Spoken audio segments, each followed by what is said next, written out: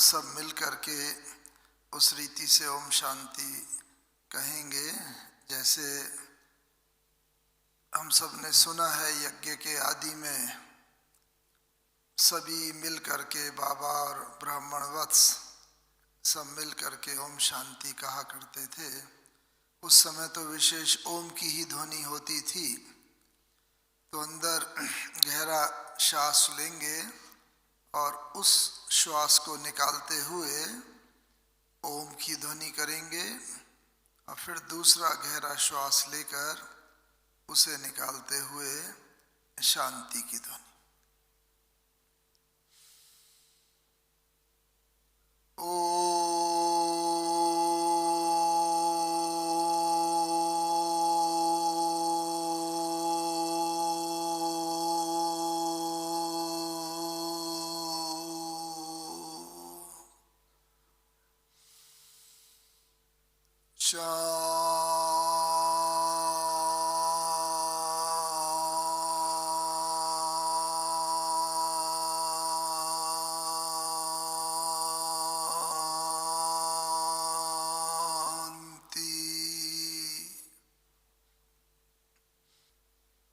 वास्तव में ये ओम शांति की ध्वनि ही है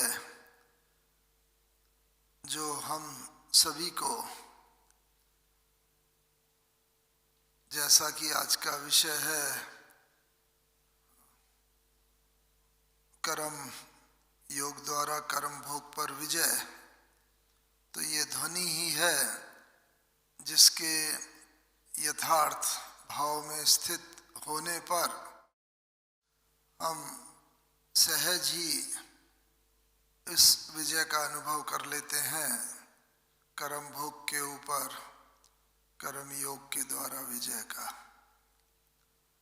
और आज की जो मुरली हम सब ने सुनी, साकार मुरली, उसके अंदर भी इन बातों के ऊपर बाबा ने काफ़ी बीच बीच में प्रकाश डाला कि किस प्रकार से कर्म योग के द्वारा हम अंत तक सब विजयी कर्मातीत बनते हैं। और जो भी शरीर के हिसाब किताब हैं, क्योंकि अंतिम पेपर बाबा ने कहा ही है, यह शरीर का पेपर, ये अंतिम पेपर हम सब का है। हम सब ज्ञान योग सेवा के द्वारा, धारणाओं के द्वारा अपना सारा हिसाब किताब पूर्व जन्मों का वो सब तो चुकतू कर रहे हैं। और जो कुछ भी अगर बचा खुचा रह जाता है वो अंत में इस शरीर के द्वारा ही सारा हिसाब किताब हमारा वो चुकतू होता है। जो भी वैसे भी बाबा ने कहा है, जो भी पुराने हिसाब किताब हैं हम सब तीन रीति से चुकतू करते हैं। या तो योग के द्वारा, योग ऐसा ज्वालामुखी हो जिसमें हमारी सारी पुराने संस्कार वो सब दग्ध हो जाए, योग के द्वारा या रोग के द्वारा, और तीसरा है भोग के द्वारा। योग रोग भोग, शरीर की जो भी भोगनाएं हैं उन सब के द्वारा हमारे यह सारे हिसाब किताब, और अंत में आत्मा को बिल्कुल ही क्लीन स्लेट बन करके अपने घर बाबा के साथ हम सबको वापस जाना है। इसलिए अंत के जो टारगेट है, अंत का जो लक्ष्य है, वो अगर हमारे माइंड में क्लियर होता है, दिल दिमाग के अंदर स्पष्ट होता है, तो उस लक्ष्य को हासिल करना कोई कठिन बात नहीं होती है।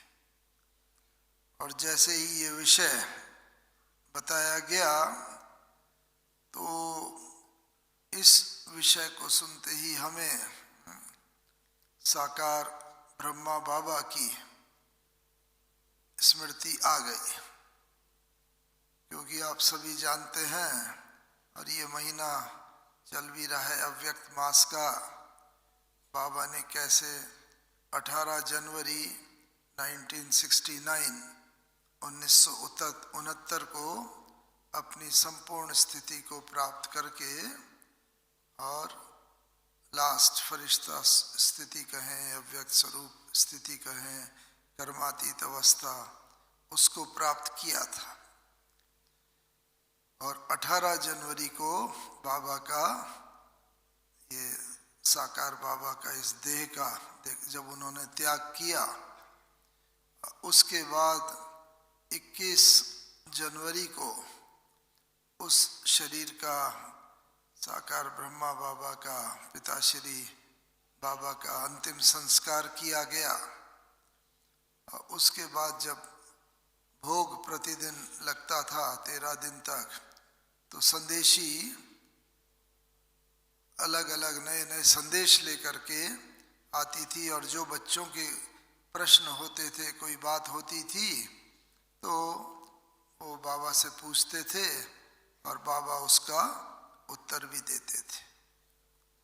तो आज के इस टॉपिक के संदर्भ में हमें याद है कि जब चौथे दिन की बात थी शायद, क्योंकि हमें ये सौभाग्य मिला था कि हम भले बहुत दूर थे, आसाम में पोस्टेड, लेकिन 17 जनवरी को यहाँ सुबह आ गए थे और 17 जनवरी के बाद से यहाँ पर आगे तक रहे थे।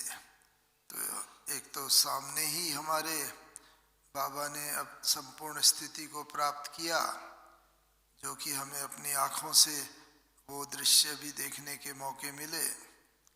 और जब ये संदेश में बाबा से बच्चों ने पूछा कि बाबा, बाकी तो सब हमने स्थिति देखी, सब कुछ हमारे सम्मुख था, लेकिन जब अंतिम समय था उस समय आपकी क्या अनुभूति थी, क्या अनुभव था जब आत्मा शरीर छोड़ने को जैसे तैयार थी?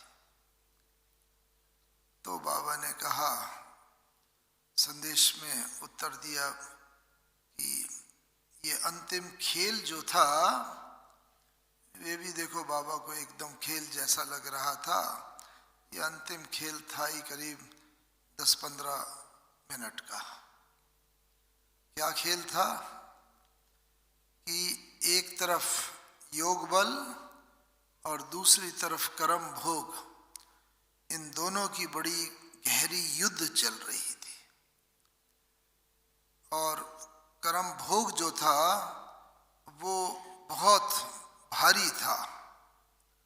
कर्म भोग माने जैसे दर्द, हार्ट में, सीने में बहुत तेज दर्द था।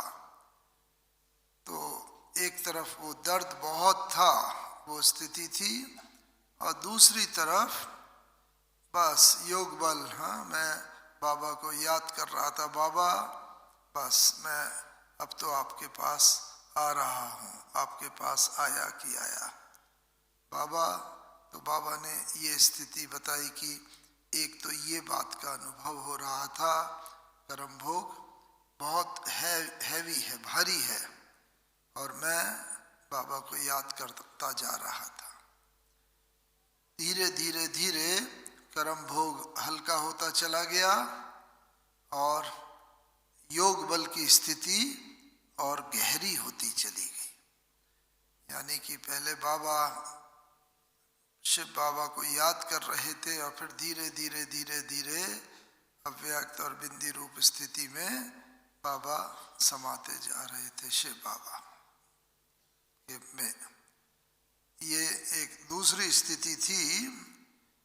और साथ ही साथ एक तरफ बच्चों की शुद्ध स्नेह की वाइब्रेशंस वो बाबा के पास आ रही थी, वो भी बाबा को खींच रही थी, बच्चों की शुद्ध स्नेह की वाइब्रेशंस। और उसके बाद लगभग 10-15 मिनट के बाद बाबा ने अनुभव किया कि कैसे आत्मा ये शरीर छोड़ रही है, शरीर के एक एक भाग से आत्मा की शक्ति जैसे खिंचती जा रही है, और बाबा जैसे बिल्कुल संपूर्ण अव्यक्त फरिश्ता स्थिति में रहकर साक्षी होकर के बाबा ये देख रहा है कि कैसे आत्मा अपनी एनर्जी, अपनी शक्ति शरीर से धीरे धीरे खींचती जा रही है, और चारों तरफ जैसे सन्नाटा छाता जा रहा है। कई बार साकार मुरली में भी बाबा का आता है ना, जब कोई बहुत बड़े महान योगी होते हैं, एकदम शांत सन्नाटा छा जाता है।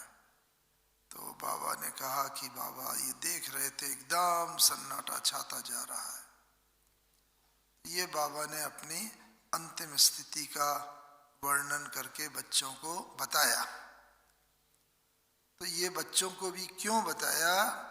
क्योंकि हम सबको भी शरीर तो छोड़ना ही है, तो क्यों ना हम भी ऐसी स्थिति में शरीर छोड़ें कि जो गायन है, हाँ, अंतमति सो गति का गायन, तो अंत में हमारी भी ऐसी स्थिति हो। क्योंकि जब आत्मा शरीर को छोड़ेगी तो जो भी बचे कुचे हिसाब किताब होंगे वो सब सम्मुख आएंगे। लौकिक में भी दुनिया में कहते हैं ना कि भाई जब कोई व्यक्ति शरीर छोड़ता है तो उसके सामने पूरे जीवन की फिल्म जैसे घूम जाती है, सारी घटनाएं उसके सामने आ जाती हैं, और फिर वो लोग तो बहुत बातें बताते हैं कि जो इतना अच्छे कर्म किए हैं या खराब पाप या पुण्य आदि आदि, उस अनुसार व्यक्ति की भोगना होती है। और हम लोगों का तो अच्छे ही कर्म होंगे, क्योंकि जो भी पाप कर्म है वो सब तो हम भस्म कर रहे हैं। जहाँ तक हो रहा है योग के द्वारा, शारीरिक व्याधियों के द्वारा, भोगनाओं के द्वारा, जितने हिसाब किताब हैं सब चुकतू करते चले जा रहे हैं। इसलिए अंत में तो बस हमारा अच्छा ही और कोई नहीं, बस यही संकल्प रहेगा कि बाबा अब हम आपके पास आए कि आए। ये मानसिक स्थिति रहे। बाबा का भी यही देखा, हमने देखा जब, और ये स्थिति बनते बनते समय लगता है, इसके लिए बहुत गहन पुरुषार्थ करना पड़ता है। और बाबा का भी हमने देखा, क्योंकि जब हम सभी चाहते हैं हमारी अंतिम स्थिति ऐसी हो, बस अंतमते सो गति, कोई और याद ना आए, और बिल्कुल बाबा की याद में ही शरीर छोड़े, न व्यक्ति, न कोई वस्तु, न वैभव, न कोई संबंध, कोई भी याद ना हो, एक बाबा की याद, तो वो वास्तव में गति सदगति है, अंत समय। और उसके लिए हमें जो जो पुरुषार्थ करना है वो उसकी एक झलक यहाँ आपको दिखाते हैं कि अंत समय तक हमारे भी स्थिति कैसी हो जाएगी। अंत माने हर एक का अंत समय अपना अपना है, जब वो शरीर छोड़ता है उसका अंत समय अपना हर एक का, लेकिन वो ही हमारी जैसे संपूर्णता की स्टेज है। इसीलिए उसके लिए हमें क्या पुरुषार्थ करना है। और हम भाग्यशाली हैं कि अंतिम 2 दिनों में हमने साकार बाबा की वो स्थिति 17 और 18 जनवरी 1969 को अपनी आंखों से देखी। और वो स्थिति जैसी हम धारण करेंगे और अंतिम में उस स्थिति में अगर हमारी भी देह त्याग हुई तो ये निश्चित है, गारंटेड है कि हम भी अपनी संपूर्ण कर्मातीत अवस्था को प्राप्त करके और विजयी रतन, जैसा है ना कर्म भोग के ऊपर कर्म योग की विजय, तो हम भी पूरी विजय प्राप्त करके ही यहाँ से जाएंगे। और जहाँ विजय होती है, जीत होती है, वहाँ खुशी होती है, आनंद होता है, उत्सव होता है।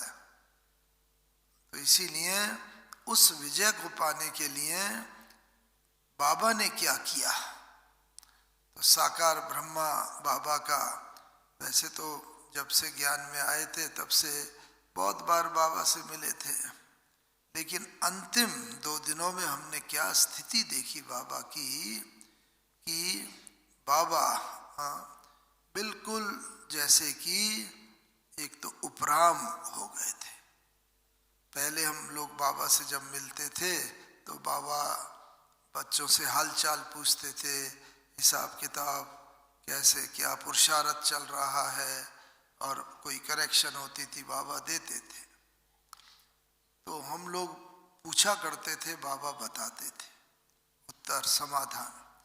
लेकिन अंत में हमने देखा इन 2 दिनों में कि बस बाबा के सम्मुख जाते थे और बाबा थोड़ी दृष्टि देते थे, और दृष्टि देखकर ही नैनों से मन का हाल पढ़ लेते थे और क्या हम पूछने आए हैं, और बाबा तुरंत कहते थे कि बच्चे अच्छा ये पूछने आए हो, अच्छा ऐसा कर लो, ऐसा हो जाएगा।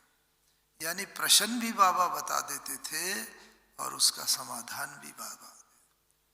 एक बार हुआ, 2 बार हुआ, इन 2 दिनों में लगभग 6-7 बार ऐसा अनुभव हुआ। हर बार जब भी बाबा के सम्मुख जाते थे तो ऐसा एक ये जो स्थिति है, इसी को ही बाबा कौन सी स्थिति बोलते हैं? मन जीते जगत जीत। जिसने अपना मन जीत लिया उसने जैसे जगत को जीत लिया। तो मन को जीतने का मतलब मन के अंदर कोई भी व्यर्थ संकल्प नहीं, कोई भाव स्वभाव नहीं, और बस मन को जीतने यानी कि संकल्पों के ऊपर संपूर्ण रीति से विजय प्राप्त करना।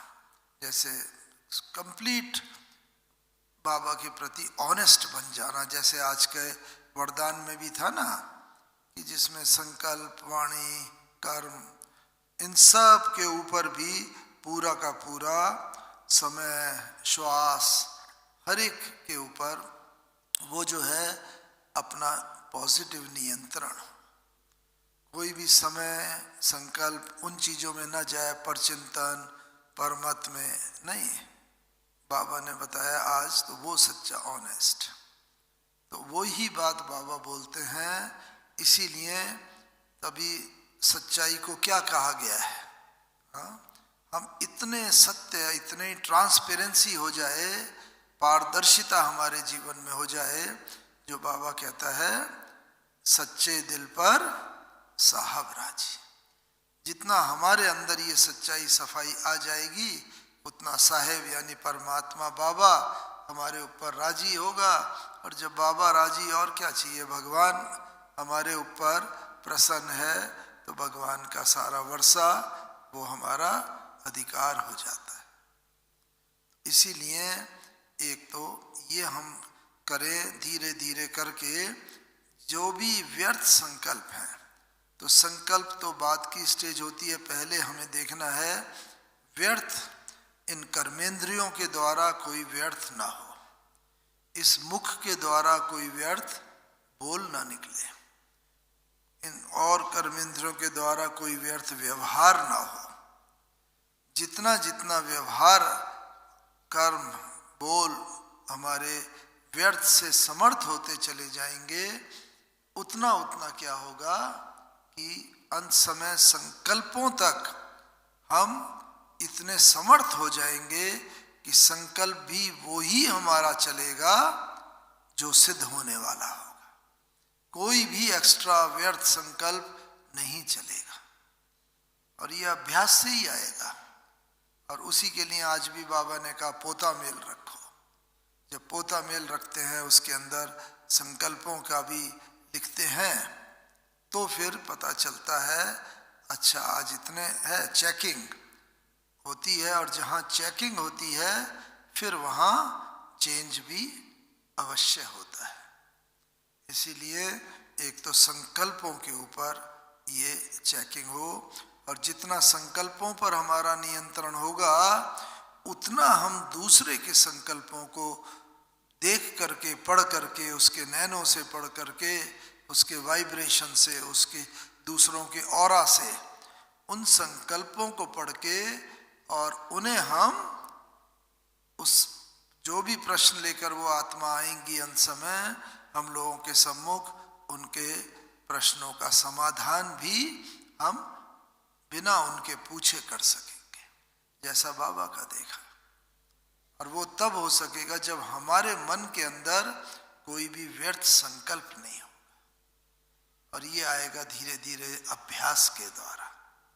इसीलिए इस अभ्यास में एक तो ये देखना है, हमें याद है कई साल पहले गुलजार दादी जी यहाँ थे, हम लोगों की भट्टी कुछ चल रही थी तो क्लास दादी जी का था, तो दादी ने कहा कि भाई बाबा ने आज मुझे खींचा था वतन में, और बाबा ने कहा कि इन बच्चों को मैं एक सर्टिफिकेट तो सब बच्चों को देता हूँ जो बैठे हैं, क्या कि इनके किसी के कोई विकारी संकल्प नहीं चलते हैं। सब बच्चे खुश हो गए, और वास्तव में थे भी बहुत, सब ज़्यादातर सभी बहुत सीनियर्स, तो इसीलिए कई कई साल ज्ञान में हो गए थे, इसलिए काफ़ी हद तक तो उन सब की ऐसी स्टेज थी। फिर बाबा ने कहा ये सर्टिफिकेट तो बाबा देता है, लेकिन बाबा एक बात और कहता है, विकारी संकल्प नहीं लेकिन व्यर्थ संकल्प अभी तक भी चलते हैं, इसीलिए अब बच्चों को व्यर्थ संकल्पों को विकारी संकल्प जैसा ही ट्रीट करना है।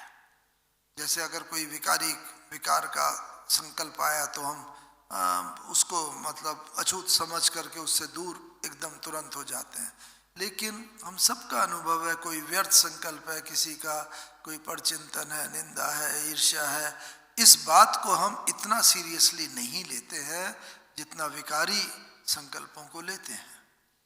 तो बाबा ने कहा अब व्यर्थ संकल्प भी अगर वो आता है कोई, तो उसको इस तरह ट्रीट करो जैसे ये विकारी संकल्प है, और उसे तुरंत ही, जैसे ही कोई भी व्यर्थ संकल्प भी आना शुरू करे, उसकी श्रृंखला नहीं बनने दो, और शुरू में ही उस संकल्प को एकदम खत्म कर दो। तो इसीलिए, और ये तब होगा जितना जितना हम अपने स्वाभिमान में स्थित होंगे, उतना उतना ये व्यर्थ संकल्प आएंगे ही नहीं। आएगा, हम अगर स्वाभिमान में होंगे, हमारा ऑर्डर, हम ऑर्डर करेंगे कि बस ये संकल्प तुम्हारी आवश्यकता नहीं है, तुम जाओ दूर, और वो हमारा ऑर्डर मान के, हुक्म मान के, अगर हम स्वाभिमान की सीट पर सेट होकर के उसे ऑर्डर करेंगे। तो इसलिए एक बात तो ये देखनी है, बाबा ने भी ना पहले ये किया, जब बाबा अनुभव करते थे कि अरे पुराने संकल्प तो अभी भी आ रहे हैं, अभी भी मेरी बुद्धि भागती है, क्योंकि बाबा भी गृहस्थी था, ब्रह्मा बाबा भी, हाँ, पत्नी थे, 5 बच्चे थे, पूरा भरा पूरा परिवार था, व्यवसाय था, हीरे जवाहरात का इतना बड़ा, चारों तरफ अलग अलग शहरों में, तो इसीलिए बाबा बुद्धि जाना स्वाभाविक था। तो जब बाबा ने ये अनुभव किया, तुरंत बाबा ने उस पर एक्शन लिया, यानी अपने मन को पत्र लिखा। जो बाबा कहते हैं ना, अपनी रोज दरबार लगाओ मन बुद्धि की, तो बाबा ने भी मन बुद्धि की रोज दरबार लगाते थे जैसे, और दरबार लगा के माने अपने मन से अपने आप ही बातें करना, क्योंकि हमें तो मालूम है आज मेरे मन में क्या क्या संकल्प पैदा हुए। चलो वाणी और कर्म की बात कुछ हद तक दूसरों को पता चले, क्योंकि उनमें दूसरों का भी एक पार्टिसिपेशन होता है। वाणी से जो बोलेंगे दूसरे सुनेंगे, जो व्यवहार में कर्म में करेंगे दूसरे देखेंगे, लेकिन मन में अगर कोई बात आती है वो तो हम ही जानते हैं। इसलिए बाबा ने सबसे पहले मन को पत्र लिखा कि हे मन, मैं आत्मा राजा हूं, तू मेरा मंत्री है,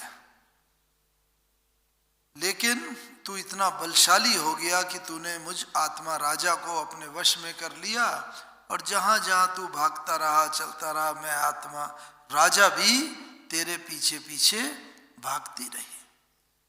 लेकिन हे मन, अब मैं तुझे कह देता हूं कि अब मैं आत्मा राजा पुनः अपने स्वस्थिति में स्थित हो रहा हूं, हो गया हूं, अब मैं तेरे कहने पर नहीं चलूंगा, तुझे मेरे कहने पर चलना पड़ेगा। क्यों?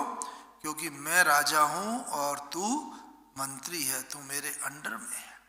तो अपने मन को हम भक्ति मार्ग की तरह ये ना कहें क्या करें, मन बड़ा चंचल है, भाग जाता है, टिकता नहीं एक जगह, नहीं, उसको ऑर्डर करो। नहीं मन, तुझे ये नहीं सोचना है, तुझे ऐसा करना है, तुझे ये नहीं करना है। ऑर्डर देंगे तो मन जो है फिर हमारे वशीभूत हो जाएगा। बाबा ने यही किया, मन और बुद्धि को ऐसे पत्र लिखा। तो इसीलिए एक तो अगर हम ये चाहते, क्योंकि अंतिम पेपर जो है ना हमारा, बाबा ने कई बार बताया है, उस पेपर को पास करने के लिए हमारी कैसी अवस्था होनी चाहिए? साक्षी स्थिति, साक्षी दृष्टा की स्थिति। क्योंकि अंतिम पेपर में चारों तरफ ऐसे दृश्य आएंगे हमारे सामने जो भयानक भी होंगे और हमारे मोह का, हमारे संबंधों का टेस्ट लेंगे। हमारे निकट वाले जो संबंधी हैं, मित्र हैं, वो सब भी ऐसी स्थिति में होंगे, उन्हें देखकर ही हम भय खा सकते हैं। ऐसा चारों तरफ हाहाकार होगा प्रकृति के 5 तत्वों का, पूरा हमारे पुराने विकारों संस्कारों का। तो वो चारों तरफ से जब ये सब होगा, इसीलिए बाबा ने कहा इसमें विजय प्राप्त करने के लिए कौन सी स्थिति चाहिए? साक्षी दृष्टा की। और इसीलिए दृष्टा की बात बाबा समय प्रति समय हमेशा कहते हैं ना, मुरलियों में भी, शरीर है, ये सारी कर्मेंद्रियां हैं, लेकिन सबसे ज़्यादा जो कर्मेंद्रिय जिससे सावधान रहने की जरूरत है, कौन सी है? ये आंखें। आज भी बाबा ने कहा ना, देखो अपनी दृष्टि, मेरी दृष्टि कहीं देह की तरफ चलायमान तो नहीं होती है। और इसीलिए क्योंकि देह में रहने का आत्मा को इतना 63 जन्मों का अभ्यास, 63 क्या 84 जन्मों का ही है, लेकिन विकारी दृष्टि का इतना गहरा अभ्यास तो 63 जन्मों का हो गया है। तो इस कारण से बाबा ने कहा आज भी दृष्टि, तो दृष्टि पर विजय प्राप्त करने के लिए अगर हम चाहते हैं कि सब हमारा योग बल इतना शक्तिशाली हो जाए कि कोई भी कर्म भोग बचे नहीं, सब अंत तक समाप्त हो जाए, हमारा योग बल कर्म भोग के ऊपर विजय प्राप्त कर ले, तो उसके लिए साक्षी दृष्टा और दृष्टा यानी दृष्टि को संपूर्ण रीति से दृष्टि पर विजय प्राप्त करने के लिए बाबा ने समय प्रति समय कई बात बताई हैं। लेकिन मुख्य अगर इन 5 बातों पर ध्यान देंगे तो ये अंतिम पेपर में हम 100% सब पास अवश्य होंगे ही होंगे। तो पहला ये समझना चाहिए दृष्टा क्या है। हाँ, साक्षी दृष्टा बोलते हैं ना, तो दृष्टा है आत्मा और ये आंखें हैं दृष्टि। तो जैसे मानो हम खिड़की पर खड़े होकर बाहर का दृश्य देखें तो आत्मा देख रही है, लेकिन खिड़की नहीं देख रही है मकान की। खिड़की के थ्रू हम बाहर का दृश्य देख रहे हैं, और लेकिन है खिड़की के अंदर, मकान के अंदर। ऐसे ये आत्मा जो है वो है दृष्टा। हम इस स्थिति में रहिए दृष्टा, इस दृष्टि के द्वारा, ये जो आंखें जो हैं ये दृष्टि के द्वारा देख रही है। एक है दृष्टा, दूसरा दृष्टि, तीसरा है दृश्य। बाहर के जो भी संसार के हम दृश्य देख रहे हैं, चाहे कार्य व्यवहार के हों, जैसे ट्रेन में जाते हैं, कार में जाते हैं, बस दृश्य आते हैं चलते जाते हैं, कोई दृश्य ठहरता नहीं, बस प्लेन। और हम लोग भी देखा दूसरा दृश्य, तीसरा, चौथा, उन दृश्यों में अटकते नहीं। बस यही स्थिति होनी चाहिए कि ये दृष्टा जब इस दृष्टि के द्वारा कोई भी बाहर के दृश्य देखे, संसार के दृश्य देखे, उनमें ठहरे, रुक ना जाए। बस दृश्य अच्छा है बुरा है, कहीं पर भी जब हम कहीं भी थोड़ा ठहर जाते हैं ना, तो वो दृश्य के वशीभूत हो जाते, अच्छा है या बुरा है, और वो दृश्य फिर हमारे ऊपर अपना बहुत गहरा असर छोड़ देता है। इसलिए बाबा कहते हैं आते हैं, दृश्य आया गया, बस कहीं रुके नहीं। तो तीसरा है दृश्य, और जो इस स्थिति में स्थित हो, कौन हो सकते हैं? हाँ, इस स्थिति में स्थित जो है वो हो सकते हैं वो आत्माएं जिनका की एटीट्यूड जो है, दृष्टिकोण जो है वो बहुत बहुत सकारात्मक और पॉजिटिव एटीट्यूड होता है। नेगेटिव पॉजिटिव तो हम सब जानते हैं, कोई नई बात नहीं, लेकिन हर चीज से, पेपर भी आए ना, उस पेपर से भी, नेगेटिविटी से भी हमें पॉजिटिविटी ड्राइव कर लेनी है, नकारात्मकता से भी सकारात्मकता उसको निकाल लेना है। तो हमारा दृष्टिकोण अगर यहाँ पर दिन भर में जो भी हो, बाबा ने कहा उसे देख करके उसके अंदर अपने काम की सकारात्मकता की चीज निकाल लो, नकारात्मकता नेगेटिविटी को छोड़ दो। इसीलिए जो बाबा कहता है हर चीज में भला है, कल्याण है। गीता में भी जो कहा है, भक्ति मार्ग में कोट करते हैं, जो हो गया वो अच्छा, जो हो रहा है और अच्छा, बहुत अच्छा, और जो होगा और भी अच्छा। दृष्टिकोण ही हमारा ये हो जाए परमानेंट कि मुझ आत्मा का अकल्याण अहित इस ड्रामा में लिखा ही नहीं है। संगम युग में ब्राह्मण बनने के बाद मैं हमेशा की विजयी आत्मा हूं।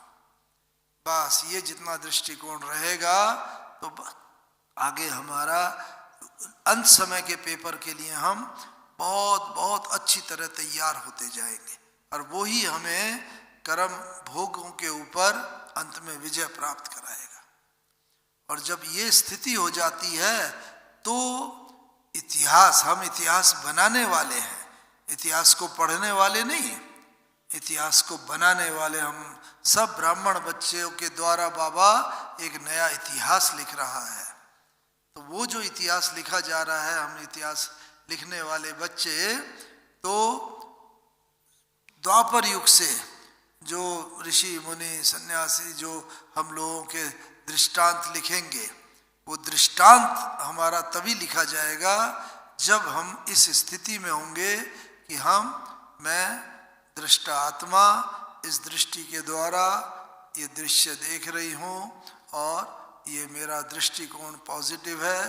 तो संसार में हमारे दृष्टांत लिखे जाएंगे और इतिहास में हम सभी ही अलग अलग व्यक्तियों के रूप में प्रसिद्ध होते जाएंगे भक्ति मार्ग में उस रीति से, और फिर जब ज्ञान में आएंगे तो इस रीति से। तो इसलिए अभी ये देखते हुए चलना है कि किस तरीके से हमें ये करना है, और इसके लिए अंत मते सो गति जैसे बताया, और सारा आधार ही हमारा अंत के ऊपर, क्योंकि अंत में ना जैसी स्थिति होगी वैसे ही हमारी प्राप्ति और वैसी गति होगी। तो इसके लिए हमें क्या बाबा ने बताया, ब्रह्मा बाबा ने भी जब साक्षात्कार किए थे, हम सभी ने हिस्ट्री में पढ़ा है ना, यज्ञ इतिहास में क्या पढ़ा है, यज्ञ इतिहास में कि बाबा ने भी जो साक्षात्कार किए थे, विनाश का भी साक्षात्कार किया, कैसे एटॉमिक बम मिसाइल्स के द्वारा यूरोपवासी और ज़्यादातर भारत के बाहर विनाश हो रहा है, और भारत के अंदर प्राकृतिक आपदाओं के द्वारा और काफ़ी हद तक सिविल वार के द्वारा इसमें सृष्टि को बदलना है।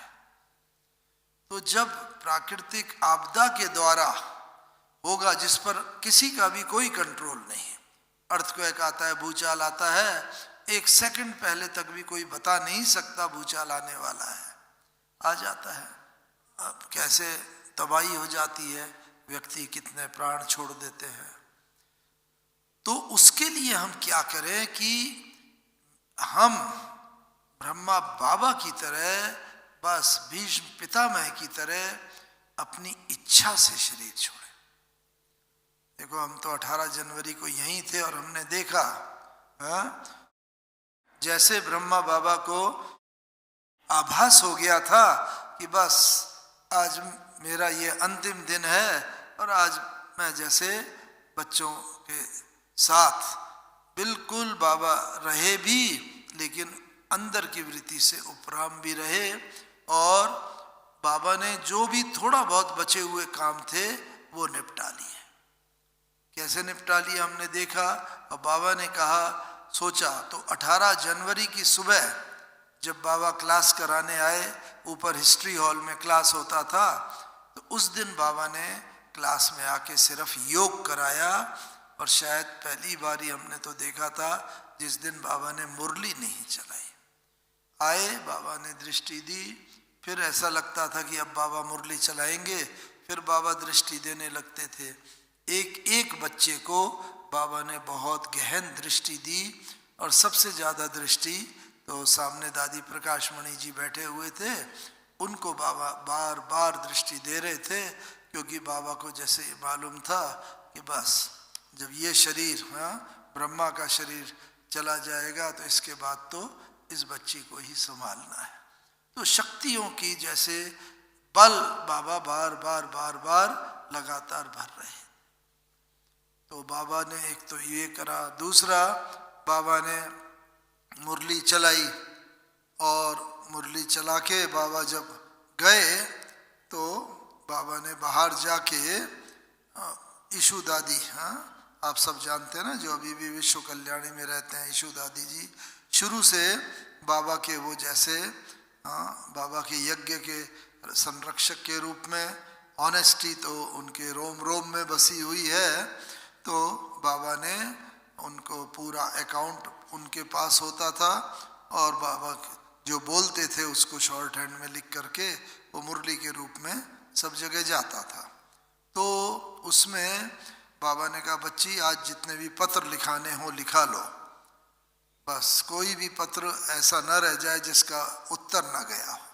पहले तो ये सब इंटरनेट और ईमेल होते नहीं थे, तो सारे पत्र पूरे के पूरे ईशु दादी जी ने लिखा लिए, और बाबा ने, देखो बाबा को पहले से आभास हो गया था इस चीज का। उसके बाद फिर बाबा ने ना क्या करा कि आके बस जो नक्की लेक के पास का म्यूजियम है, उस म्यूजियम की बिल्डिंग लेने की बात चल रही थी।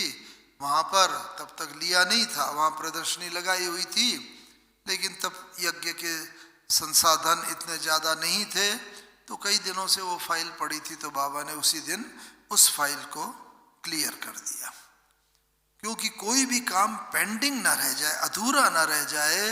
क्योंकि जो काम अगर अधूरा रह जाता है तो ऐसा कहा जाता है कि अंत में बुद्धि वहीं जाकर अटकती है। फिर तो एकदम अंत में अगर कोई काम याद आ गया, कोई बात याद आ गई, तब बुद्धि वहाँ चली गई, फिर तो कर्मातीत अवस्था नहीं होगी। तो इसीलिए एक भी काम नहीं रहा। और रोज रात को क्लास होती थी 8:30 पौने 9 बजे के बाद। उस दिन बाबा ने कहा, आज बाबा अभी मुरली चलाएगा, थोड़ी देर के बाद सब बच्चों को कह दो, तो 6:30 बजे के बाद भोजन करके सभी बच्चे आ जाएं। तो हर एक बच्चे को ये खास इंस्ट्रक्शन थी कि भोजन करके आए। भोजन करके सब बच्चे पहुंच गए, और 7 बजे बाबा ने मुरली चलाई। और उस दिन की मुरली की ये विशेषता थी, जैसा आज का विषय है, क्योंकि बाबा की एज भी 93 थी, बहुत ठंडी का मौसम था जनवरी का, तो कई बार बाबा को खांसी भी आती थी। पिछले 2 दिन से हम लोग देखते थे। लेकिन उस अंतिम मुरली में बाबा को एक बार भी न खांसी आई, न कफ साफ करने की जरूरत पड़ी, जो इस बात का प्रतीक है कि अंत समय तक कर्म भोगों के ऊपर, शरीर के जो कर्म भोग हैं उनके ऊपर योग बल संपूर्ण रीति से विजय प्राप्त कर लेता है। बिल्कुल एक बार भी इतनी फ्लॉलेस मुरली चली, और वो आप भी वो मुरली मिला करती है 18 जनवरी की रात्रि क्लास का, तो उसे पेन ड्राइव में या सीडी में ले करके उस मुरली को बार बार सुने, क्योंकि वो अंतिम कर्मातीत अवस्था बाबा ने जो प्राप्त की वो वाली मुरली है। तो इस तरह फिर बाबा बस उठे और बाहर गए दरवाजे तक। अच्छा, बाबा बच्चों से छुट्टी लेता है, विदा लेता है। ये कह के बाबा बस सब बच्चों को फिर से संपूर्ण रीति से, दृष्टि से, प्यार से, स्नेह से भरा और बाबा चले गए। और फिर अपने कमरे में जाके जैसे बाबा ने देह त्याग किया, दादी जी के हाथ में हाथ, नैन मुलाकात करते हुए। लेकिन इसमें विशेषता शरीर का, तो देखो ये 5 तत्वों का बना शरीर है। लेकिन बाबा ने 18 जनवरी की अर्ली नाइट में शरीर छोड़ा और वो शरीर रखा रहा 18 की रात, 19 का सारा दिन, 19 की रात, 20 का सारा दिन, 20 की रात और 21 को शरीर का संस्कार किया गया दोपहर के बाद, इतना लगभग 65 घंटे के बाद। लेकिन शरीर वैसा ही चमकता रहा, न शरीर में कोई दुर्गंध आया, शरीर को कोई इंजेक्शन भी नहीं दिया गया, कोई दवाई भी नहीं लगाई गई थी। उनसे तो शरीर को बहुत दिनों तक रख सकते हैं, लेकिन बिना कुछ लगाए भी इतने समय तक शरीर ऐसा चमकता रहा, लगता था जैसे बाबा अब उठ के फिर कहेगा हाथ फैला के कि आओ बच्चे, आओ मेरे मीठे। बाबा ऐसे ही हाथ फैला के सब बच्चों को जैसे अपनी बाह में भर लिया करते थे। तो ये शरीर 5 तत्वों का बना शरीर भी अंत तक पूरा साथ दिया।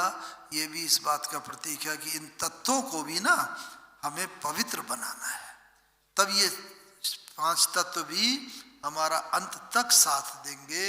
और जब ये तत्व अंत तक साथ देंगे तो एक तो ये है कि मन के ऊपर जैसे विजय पाने का, तत्वों को पवित्र करके और इस तरीके से हमें चलना है। तो बाबा ने किस प्रकार बनाया ये हमने देखा और हम समझते हैं ये बहुत बहुत सौभाग्य की बात है। मन को, संस्कारों को तो हम प्रतिदिन करते ही हैं, लेकिन इन शरीर के 5 तत्वों का, जिन तत्वों से हमारा शरीर बना हुआ है, इनको भी हम प्रतिदिन ये संकल्प करें कि इनको भी हमें प्रतिदिन योगदान करना है, जिससे दादी जानकी जी को, हाँ अभी हमारे सबका एक सबसे बड़ा सौभाग्य ये है, हम सबके बीच जो दादी जानकी जी हैं, इनको बाबा ने कौन सा एक विशेष वरदान दिया हुआ है। आपको मालूम है दादी जानकी जी का तबीयत बहुत खराब था जब ये सदी का, ये 2000 शुरू नहीं, 1999 का 31 दिसंबर लास्ट डे अव्यक्त बाप दादा आते हैं, तो बाबा आए हुए थे यहीं पर शांतिवन में। तो निर्वैर भाई और दादी प्रकाशमणि जी ने बाबा को बताया कि बाबा दादी जानकी जी की तबीयत तो बहुत खराब है। दादी जी लोटस में थे अहमदाबाद में और बहुत तबीयत खराब है। तो डॉक्टरों ने भी जैसे बहुत बोला है, जवाब जैसा दे दिया है।